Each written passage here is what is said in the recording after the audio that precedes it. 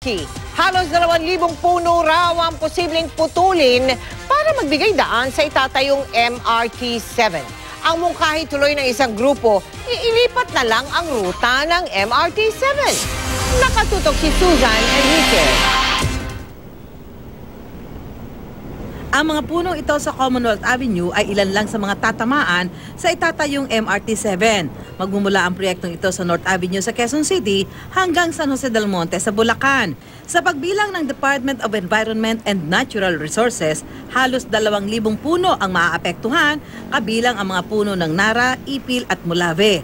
Ang mga puno, kundi puputulin, ay isa sa ilalim sa earthballing para mailipat sa ibang lugar o di kaya'y babawasan ng mga sanga at dahon. Ang environmentalist group na Haribon Foundation, hindi man ganap natutol sa proyekto, ay nagmungkahing baka posibleng ilipat ang ruta ng MRT-7. Maghanap ng ibang lugar na hindi masasagasaan. Una-una dahil kukonti na nga lang yung natitirang puno.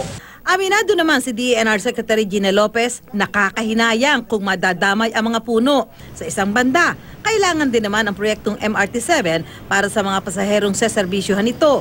Kaya pagtiyak ng palihim, we'll see what we can do. basta inang panghahawakan ng Oh yeah, we will talagang anong pwedeng gawin to save the environment because it's good for people and we'll still minimize it. Yeah, you can't stop the project, no, the traffic's so bad.